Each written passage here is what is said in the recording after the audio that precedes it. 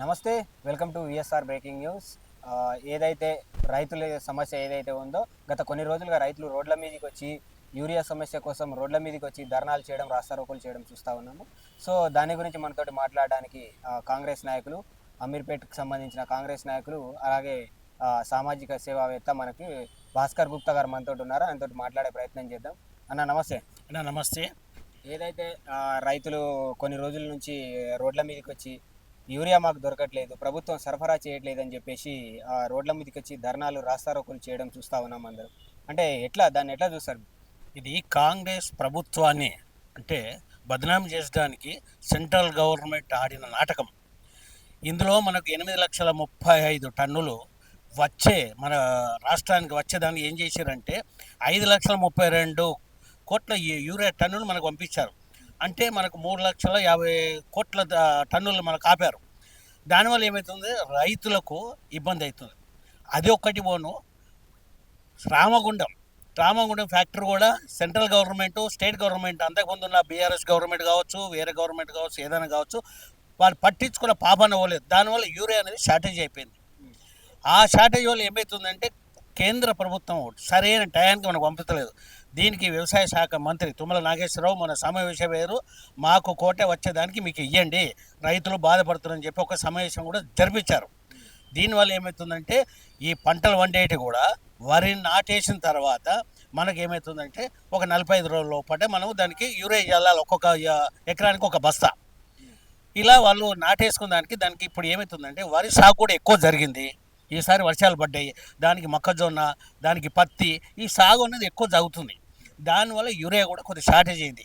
వీళ్ళు తక్కువ పంపించడం వల్ల దీనికి ఏమవుతుందంటే 50% కొన్ని ప్రాథమిక సంస్థలు ఉంటాయి, దానికి కొద్దిగా యూరియాని సప్లై చేస్తారు, కొన్ని ప్రైవేట్ సంస్థలకు సప్లై చేస్తారు. దీనివల్ల ఏమవుతుంది, ప్రైవేట్ వాళ్ళు కొన్నిటికి ఈ చెరుకు తోటకు కావచ్చు, పత్తికి కావచ్చు, కొన్ని బీర్ షాపులకు, కొన్ని ఫిష్లకు, దీనికి ఏంటంటే ఈ రంగులు, పెయింట్లు, ఇవన్నిటికి ఏమి చేస్తున్నారంటే వీటి ఇంధనంలో కలపడానికి కొద్దిగా యూరియన్ కూడా వాడుతారు. దానివల్ల కూడా షార్టేజ్ కావచ్చు. అందుకే మొన్ననే మన వ్యవసాయ శాఖ మంత్రి తుమ్మల నాగేశ్వరరావు అందరికీ బ్లాక్లు అమ్మే వాళ్ళను లిస్టులో ఉంచండి అని చెప్పి కూడా వార్నింగ్ ఇవ్వడం జరిగింది.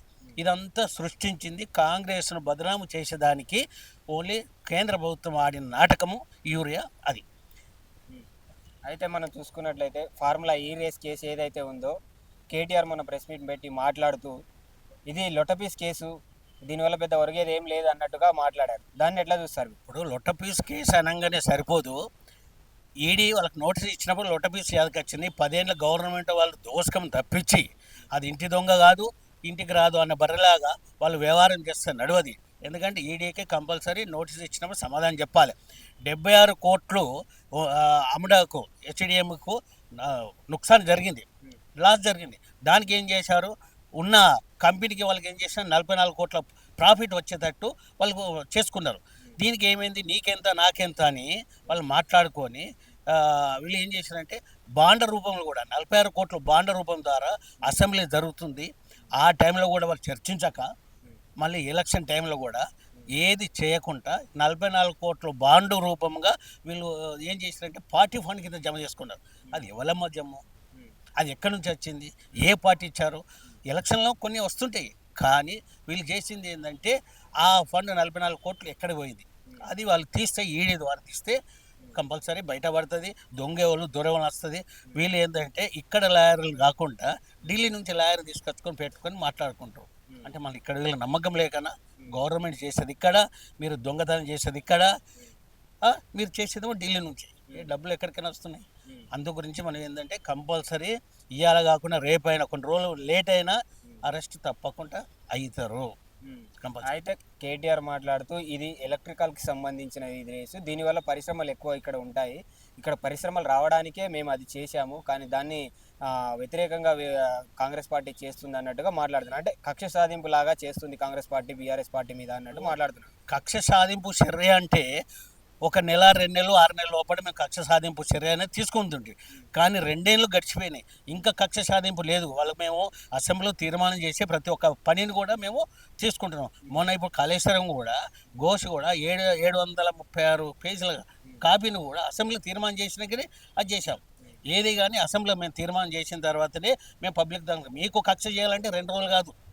ఎందుకంటే మీరు అపోజిషన్ పార్టీలో ఉన్నారు, మాది గవర్నమెంట్లో ఉంది. అందు గురించి మనం ఏం చేసేదంటే వీళ్ళు ఓన్లీ కిడ్ ప్రో నీకెంత నాకెంత అనే ప్రయత్నం చేసి 10 ఏళ్ళ పాలన చేశారు. కానీ మా ప్రజలకు ఏం కావాలి, ఒక పని చేస్తే నాకెంత అని ఇచ్చే పని మీద ఉన్నారు. కానీ ఇంకా వేరే ఉద్దేశం లేదు. చేసేయచ్చు, డెవలప్మెంట్ చేయొచ్చు. కానీ వాళ్ళు ఏంటంటే కమిషన్ రూపంగా దొబ్బారు, తిన్నారు.